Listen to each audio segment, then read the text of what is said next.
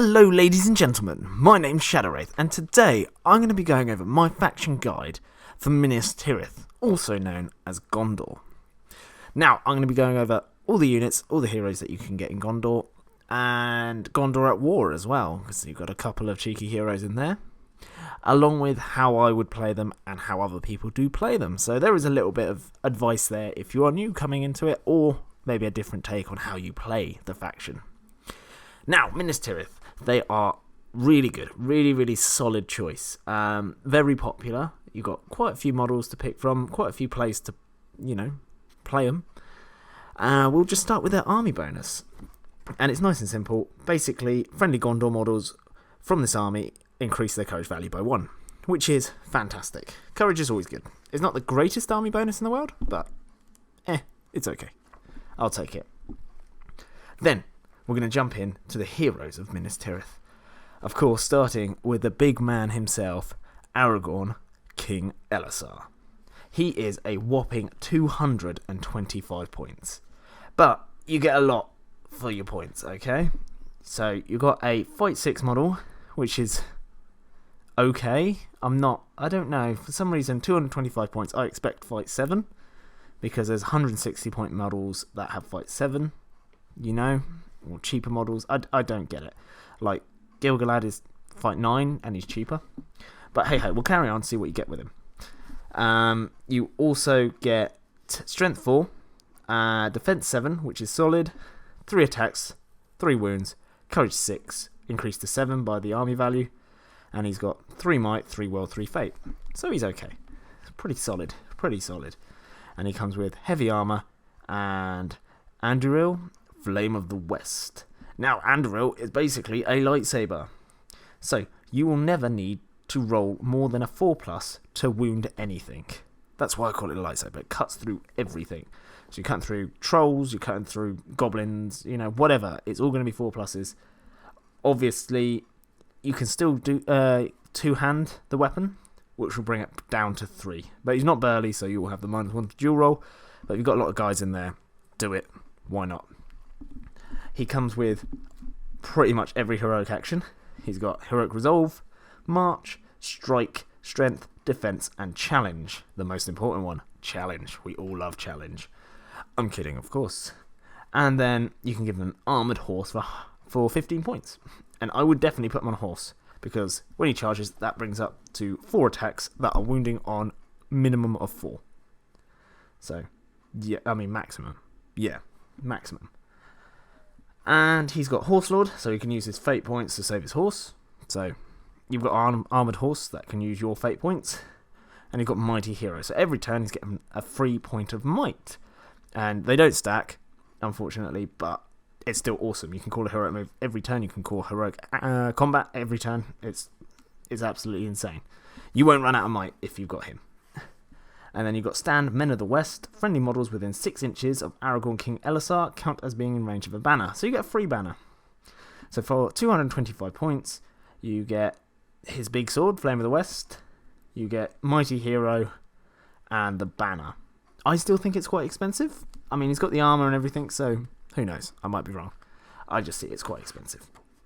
Especially when you look at, like, Azog, who wounds all heroes on 3+, but, Fight 7 as well. Straight away out fighting Aragorn, and I'm wounding you better than you're wounding me. How does that feel, King Eleazar? Then we got Gandalf the White, who is extremely expensive as well. Okay, so these are the really top. He's only 5 points cheaper than King Eleazar. Now, of course... Oh, and sorry, I forgot to mention, King Eleazar is obviously a hero of legend, because he's the big lad himself. Then you got Gandalf the White, 220 points. He is a hero of valor. He is Fight 5, which is not bad for a wizard. Strength 4, Defense 6, 2 attacks, 3 wounds, Courage 7. And he's got 3 Might, which is awesome, 6 Will, 3 Fate. He's got Glamdering, and basically what it is it's an elven-made hand-and-half sword, and additionally increases his strength by 1 when he makes strike. So he's Strength 5, he's a Strength 5, Fight 5 wizard. That's awesome. That is really good. And Naya, sorry if I'm butchering these names, Gandalf may re-roll his dice when making fate rolls, which makes him so much more survivable. a 4+ re-rollable, it's a good chance you're gonna get it. And then his heroic actions. He's got heroic resolve, heroic channeling, and he comes with strike as well, which is fantastic. But for the amount of points you pay for him, I'd hope so. At least get strike. And then for 20 points, so he's only 5 points more expensive than a normal horse, or an armoured horse, sorry, you get Shadowfax. And Shadowfax has a movement characteristic of 12, and I mean, he's got strength 4, defense 5, only 1 wound, and courage 5. So that's pretty good. Obviously, it doesn't come with any might, but it does come with will, and 1 fate. That's not bad. That's pretty good. So I'm happy with that. Yeah, really happy with that. So if someone tries to, I don't know, Black Dart Shadowfax, you've got a chance of stopping it. And now, the magical powers. You've got Blinding Light, which is a 2+ to cast. That's an aura of making it stupidly hard to hit you. I think you need natural 6s to hit anyone within 6 inches of him. Immobilize, 12-inch range on a 2+. Terrifying Aura, 2+. Command, which is 12-inch range on a 3+. Fortify Spirit, 12-inch range, 3+. Strengthen Will, 12-inch range, 3+. Banishment, 12-inch range, 4+. Oh, that's nasty on a ring wraith. Sorcerous Blast, 12 inches, 4+. Now, Sorcerous Blast is fantastic, usually on evil wizards. Well, that's what I've seen. So, Sorcerous Blast is absolutely brutal. You can just knock everyone prone. You hit a Nazgul with that, he's going to be knocked flying off his Fell Beast. It's perfect. And then your staff is broken, which is also really good. That's 12-inch range on a 4+. And none of his spells go off on anything more than a 4+, which is absolutely fantastic. He's a really good, solid caster. So if you want a really good caster, you've got access to one. Now we go into the slightly less desirable heroes. Denethor, Steward of Gondor, 35 points. Now, I'm not sure why anyone would bring him, but people do. I've seen people bring Denethor, and I'm unsure why. Let me know in the comment section down below why you would bring Denethor, because I don't know. Why would you? He's fight 5, strength 4, defense 5, 2 attacks, 2 wounds, courage 5, no might, 3 will, no fate. He's got armor and a sword, and he's got a broken mind, and basically at the start of every turn, before priority roll is rolled, you have to take a courage test. If the test is passed, all is fine. If the test is failed, Denethor is controlled by the opposing player until the end phase of that turn. Whilst he's controlled by the opposing player, friendly models cannot target him with shooting attacks or magical powers that cause damage and may not make strikes if they beat him in a fight. So he can tie up your own guys on a courage. I mean, he's courage 6, so there's a good chance you'll keep it. If Boromir is part of the same army, Denethor will automatically pass his courage tests as long as Boromir is alive. Should Boromir be slain, then Denethor will automatically fail. So, yeah, that's alright. And the rule of Gondor is mine and no others. If your force contains Denethor, then he must be your leader unless your force also contains Aragorn, King Eleazar. Yeah, I seriously don't know why anyone would bring him. I mean, he's 35 points for a hero of Valor, which is kind of cheap, but sure, I don't know. And then you got Peregrine Took, Guard of the Citadel. So old Pippin, 25 points, nice and cheap. He's got 4-inch movement. Oh, banging. Fight 3, strength 2, defense 4, 1 attack, 1 wound, courage 4. He's got a sheet value of 3+ though, which is pretty good. And he's got armor and a dagger. And he's got heroic defense, which is an awesome heroic action to have. You can give him an elven cloak for 5 points, and he's got resistance to magic and throw stones, which are strength 1 for 8-inch range. Overpowered. Yep, so overpowered. Definitely must bring in a Gondor list. No, I'm only joking. Of course not. If you want to bring him, bring him. But, yeah, okay. I'll leave it at that. Now, here we go. We've got Boromir, Captain of the White Tower. My hands-down favourite character, but not favourite character to face. I hate facing Boromir.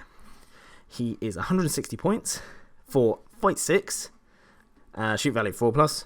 He's Strength 4, Defense 6, 3 attacks, 3 will, and Courage 6. He's got 6 might, which is absolutely insane. 3 will and 3 fate. Heavy armor, sword, and the Horn of Gondor. So, basically what the Horn of Gondor does is you can blow the horn at the start of the fight if he's outnumbered by a 2-to-1 ratio or more, and the enemy combatants in the fight with the highest courage must take a courage test. If the test is passed, you fight normally. If it's failed, Boromir automatically wins the fight. That's nuts. Against, like, I don't know, if he gets swamped, or, I mean, there's a chance, like, before the fight even starts, that Boromir wins anyway, before he even uses his fight 6 or 6 might. He's got strike, strength, and defense for heroic actions, all the good ones. And then you can give him the Banner of Minas Tirith for 40 points. This banner is absolutely bonkers, okay? I would take it. Basically, it's a 6-inch banner, which is good on its own, and all friendly Gondor warrior models within 6 inches gain a +1 bonus to their fight value. Note, this can stack with other bonuses, and he does not suffer any penalties for carrying the Banner of Minas Tirith because he's Boromir, but he cannot carry a lance if he's got the banner. Yeah, so that's pretty nuts. You can give him a horse for 10 points, which I would. A lance for 5 points, but don't bother because you're going to give him the banner because the banner's amazing. And a shield for 5 points because you might as well bump him up to defense 7 because that makes him quite a bit harder to kill. For strength 4 models, yeah, I don't think it affects strength 3 at all. No, off the top of my head it won't affect strength 3 models, but strength 4 it should do. Yeah, it will do. Okay, it will go from 5s to 6s to wound him, so it's worth it. 5 points to keep it, make him more tank. And then you got Faramir, his brother, Captain of Gondor, 80 points. So he's a hero of valor. Sorry, did I say Boromir was a hero of valor as well? So hero of valor. He is fight 5, 3+ shoot value, strength 4, defense 5, 2 attacks, 2 wounds, courage 6, 3 might, which is fantastic, 3 will, and 2 fate. 80 points. That is a bargain already. Like for the might and the attack, he's pretty solid. That stat line is really solid. He's got armor and a sword, and he's got heroic resolve, accuracy, strike, and defense. My 2 favorite are in there, strike and defense. So already he's winning me over. You can give him an armored horse, a bow, heavy armor, lance and shield. And obviously the armored horse is 15 points, horse is 10 points, and it's 5 points for all the other upgrades. So for an extra 10 points, you can give him heavy armor and a shield, and that bumps him up to defense 7. So sure, you can make him a bit more tanky, or if you want to be more of a ranger, give him the bow and don't worry about it. And he's got woodland creature special rule. That is pretty tasty. And his other special rule is there a captain here who still has courage to do his lord's will? If Denethor is part of the same army as Faramir, then Faramir will automatically pass all courage tests he is forced to make whilst Denethor is alive and on the battlefield. However, whilst Denethor is on the battlefield, Faramir must always charge an enemy model if he's able to do so. Right, okay, when I fight Gondor, and there's Denethor and Faramir, because it's the only reason people bring him I can see, I always see that combo, I can absolutely 100% bait Faramir to die. I play Corsairs, and I love trapping people. Do you know? Or I even play like Muhad, the Farharad. I'll bait him to charge something I don't care about, so I know that my camels can charge him when it's my turn to move, and hopefully knock him off his horse, and then he'll be trapped, and I can get my fight 5 model in there with strike. Yeah, just saying. Yeah, don't bring Denethor. That's my advice anyway. And then we got Barrow Gand. He is guard of the Citadel. 30 points. 30 points for a minor hero. That's okay. Not bad. He is fight 4, 3+ shoot value, strength 4, defense 6, 1 attack, 1 wound, courage 4, 1 might, 1 will, 1 fate. That 1 attack is what hurts me. And he's got heavy armor, a sword, and a longbow, and he's got heroic accuracy. You can give him a horse if you want. Sure, for 5 points. That's pretty cheap for a horse. And he's got the bodyguard special rule. If you need to fill in 3 points for a minor hero and want to bring, 6 guys? Sure, why not? 30 points, that's alright. I'll take that. It's quite nice to have little heroes that are quite cheap to bring that aren't independent heroes, because you never know if you can squeeze in a few extra models but don't really want to waste all those points on a captain or something. Something slightly cheaper to bring a few more warriors is perfect.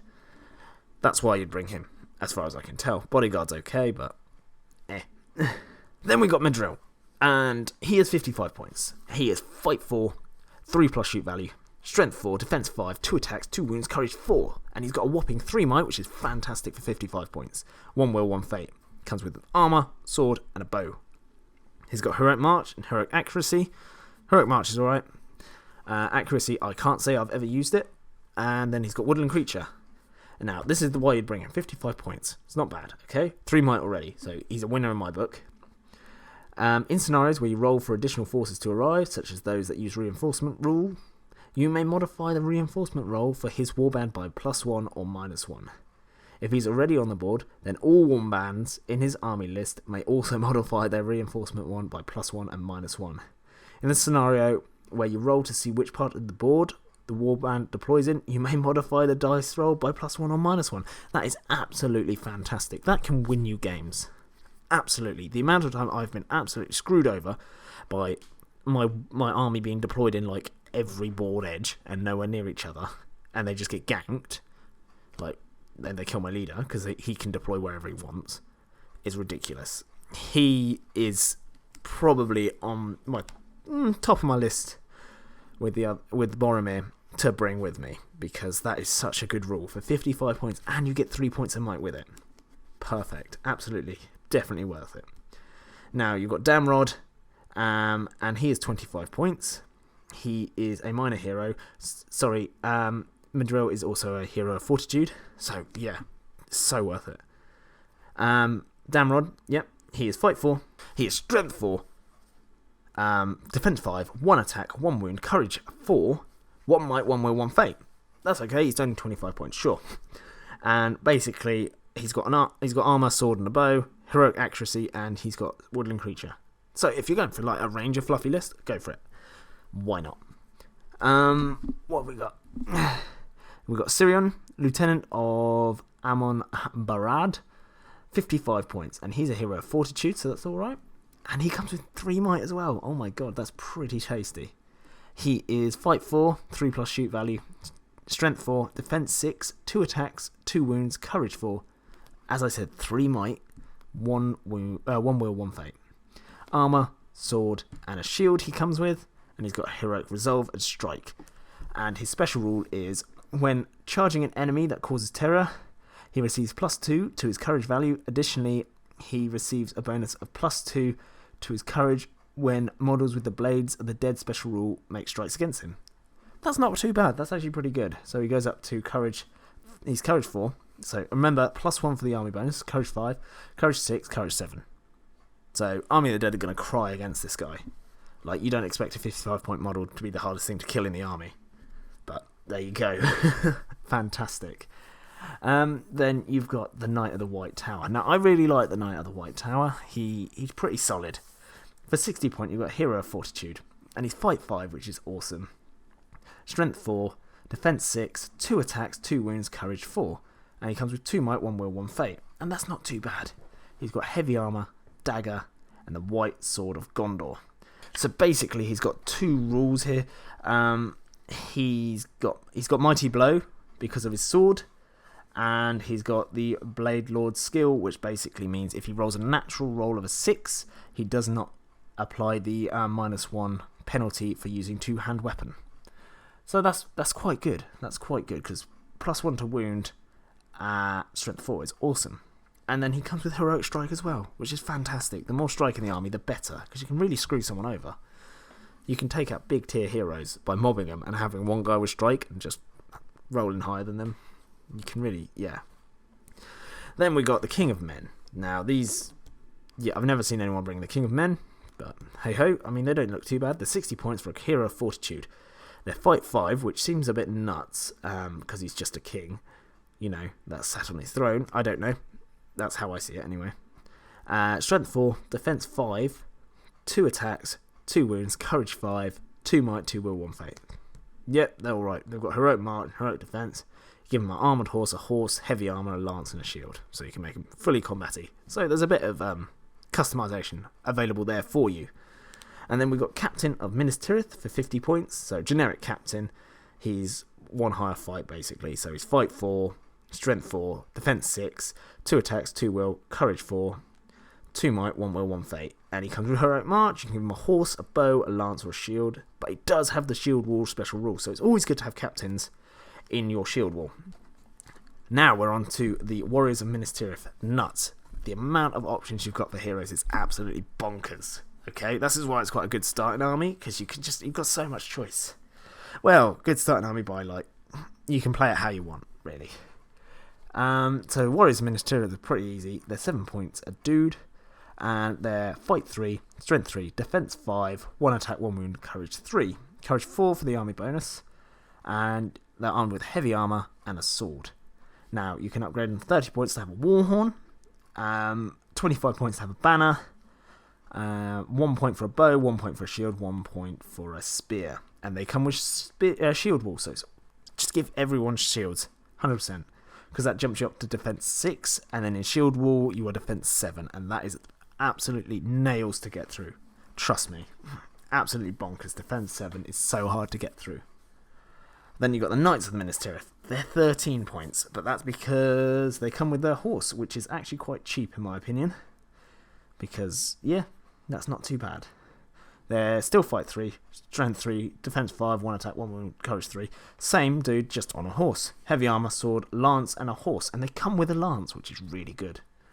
You can give them a banner for 25 points or a shield for 1 point. And they do have shield wall, but obviously that only counts if you are dismounted. Now, Rangers of Gondor, 8 points. They're fight 4, so 1 higher fight than your normal dudes. Strength 3, defense 4, 1 attack, 1 wound, courage 3. And they can be upgraded to have a spear. They come with armor, a sword, and a bow.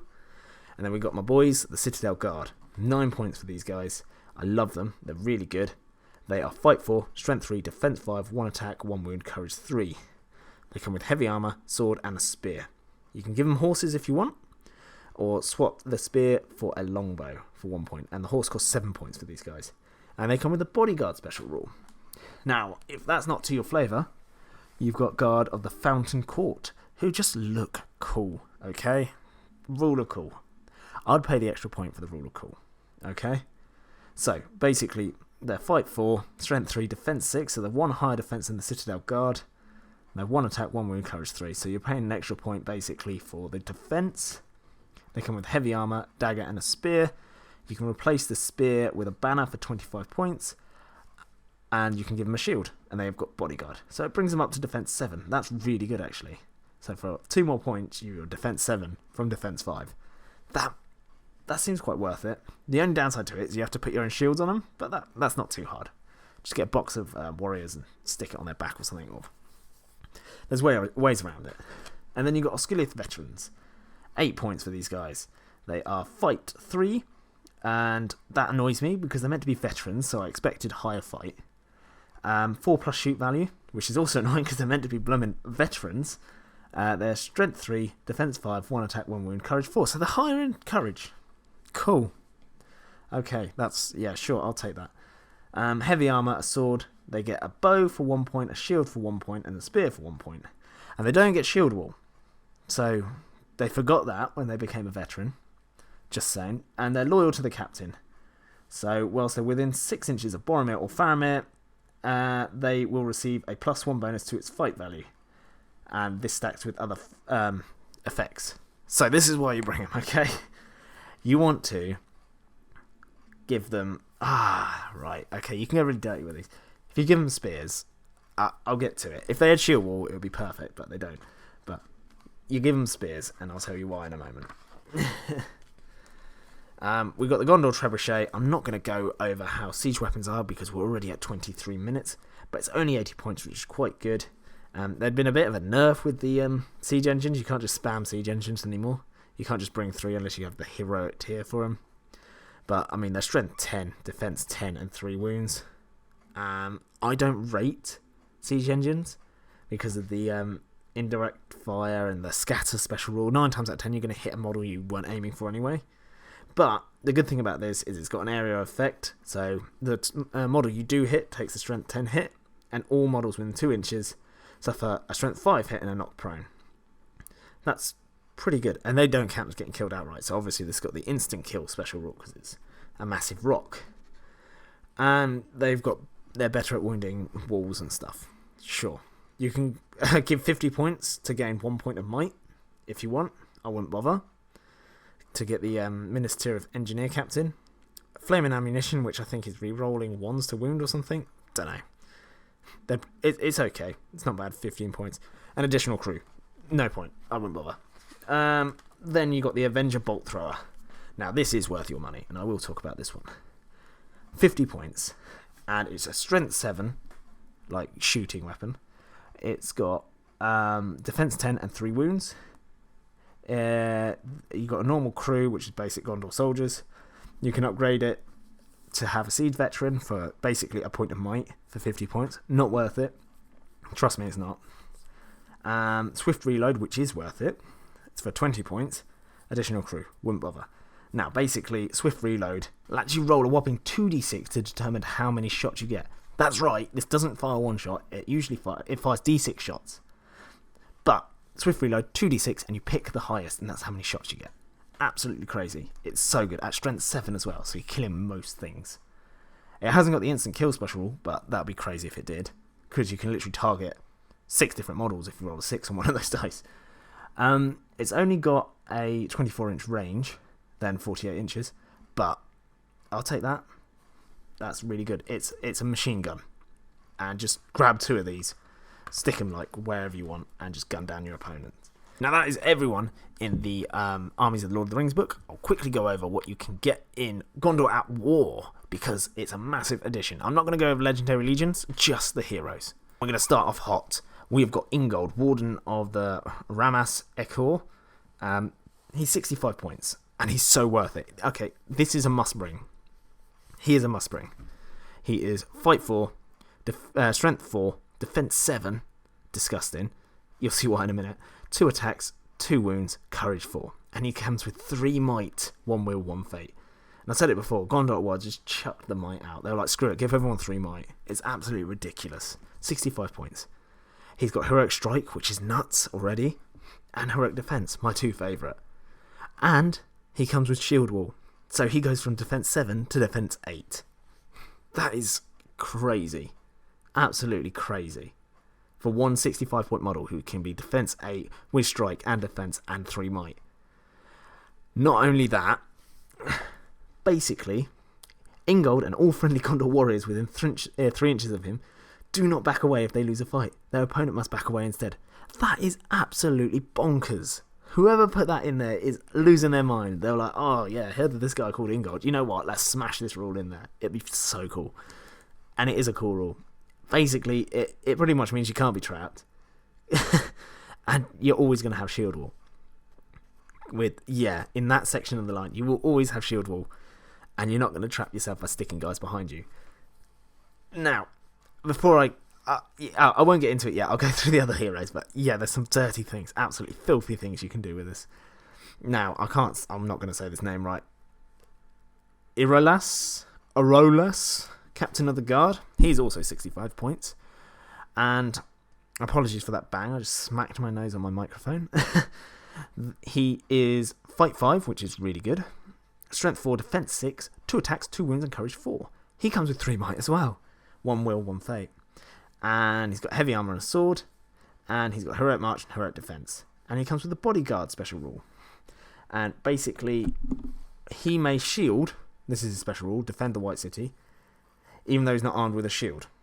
Okay? And if he elects to shield and wins the fight, then he may make a single strength 4 strike against one enemy model from the same fight. So you can shield and fight at the same time. That's not too bad. But, I mean, look at Ingold and look at him. Like, you know, it's no competition if you had to pick between the 2. And then we've got Hurin the Tall, Warden of the Keys. He is a monster. Okay? An absolute monster. 80 points, right? He is Fight 5, which is good. Strength 4, Defense 6, 2 attacks, 2 wounds, Courage 5. He comes with 3 might, 1 will, 1 fate, heavy armor, and the Warden's Sword. The Warden's Sword is a master forged hand and a half sword. So, you've got Burly. Basically, that's what that sums up to. Always 2-hand. Why wouldn't you? Because you can. He's got Heroic Resolve, Heroic Strike as well. So Strike's in there, and Heroic Strength. So you can really kill stuff if you wanted. And you can give him a horse for 10 points. And if you can be bothered to convert him, I don't know. I think there is a model for him on a horse. Yeah, screw it, give him a horse, 10 points, because that increases his attacks to 3, at +1 to wound, at strength 4. That's bonkers, with Burly. In defense of the king, whilst he is within 3 inches of either Denethor or Aragorn King Eleazar, he gains the Fearless special rule, and may re-roll a single d6 when making a dual roll. That does not count as a banner roll, so you can still use a banner roll as well, so you can re-roll 2 of his dice if he's in range of Aragorn and Boromir, who's got a 6-inch banner. Nuts. Okay, absolutely nuts. And then line of command, this is what makes him so good. Basically, if your leader is in your army is a Gondor hero, then whilst Húrin is alive, your opponent cannot score victory points for slaying the enemy leader. That is crazy. Because some of them, that you can deny them like, 3 points? Just by keeping this guy alive. That is so bonkers. Like, even if you don't use the bring Aragorn, he's still so worth it. So worth it. Absolutely fantastic. And that's it. That's it for Gondor at War. Now, how I would play this is basically, you want Ingold. A, you want Ingold, okay? And then B, you want Bannermere. So that's Boromir with the banner. And then stick either side of Ingold, sword and board Minas Tirith warriors. And then depending on how many points you've got, you can go for the cheaper option, which is an Osgiliath veteran, to stick behind that shield wall of sword and board dudes and Ingold. Because basically, as long as they're within 6 inches of Boromir, they're +2 to their fight value. So they go up to fight 5. Okay? So you've got a fight 5 shield wall, and they're only 8 points. If you've got a few more points, obviously go for the Citadel Guard, because they've got better armor. Why not? And they've got bodyguard. And then if you've got even more points, you can go for the Guard of the Fountain Court for 10 points. But to be honest, Osgiliath veterans will do it. They're fine. They've got better courage anyway. But you've got bodyguard in the other 2. It's up to you. But either way, you have fight 5 shield wall. And they can't be trapped. They will maintain shield wall because they won't back away as long as they're 3 inches of Ingold. So you can literally stick Boromir right up their backside and not worry about trapping people. Okay? And then, if you really wanted to be an absolute horrible person, I'll say that, you can bring in some allies. Okay? So that was the cheap option. This is a slightly more expensive option. You bring allies, which include Prince Imrahil, okay, and the men-at-arms of Dol Amroth, okay, because they have got pikes, and their fight 4, their fight 5, within 3 of Imrahil, so you can literally stick Imrahil right up their backside. Don't worry about being trapped, because Ingold's got the front, and on top of that, they are Gondor warriors, so they are +1 fight from Boromir's banner. That is a fight 6 shield wall with 3 attacks going in. So let's just say you replace the Osgiliath veterans for normal, Gondor warriors with spears and shields. Yeah. So that section of the wall is fight 6 with 3 attacks per guy. That is disgusting. And then from that, I'd chuck a couple of Avenger bolt throwers on the wings. Maybe defend it with some knights, and you're golden. That's it, really. It's that easy. Okay? And you just march up the field, and your defense 7, your fight 6. No one's going to want to touch you. It's going to be hard to kill you. The only thing you have to watch out for is, hurling trolls. So, that's the only thing. But that's why you always bring cavalry. So you can intercept things like that and fight them on your own terms. If you bring Faramir along to lead the cavalry on horse with his armor and everything, you can charge him in there to deal with trolls and strike and stuff like that. Yeah, so you have ways around it. So that's how I'd play Gondor. Okay, it's absolutely filthy and it really does work. Okay, just saying, it really does work. And I mean, if you got extra points, chuck in Húrin, why not? King Eleazar, whatever you want. After that first core bit, that's the core of your army done. The rest of the shield wall, you can still add to the shield wall, but that one section within 3 inches of Ingold, within 6 of Boromir, and with the pikes behind you don't need to bring many pikes, you literally just need to support that one part of the shield wall to make it fight 6. It's insane. And you sit that on objective or a choke point and you're not going to get through. I fought Easterlings and I tried to get through a choke point and I got destroyed and I had the fight value, and the killing power. So just don't underestimate a shield wall or 3 attacks per guy. It is absolutely filthy. Anyway, that is my guide, my faction review. They are really good, really solid army to start, and play competitively. I've seen them at every event, okay?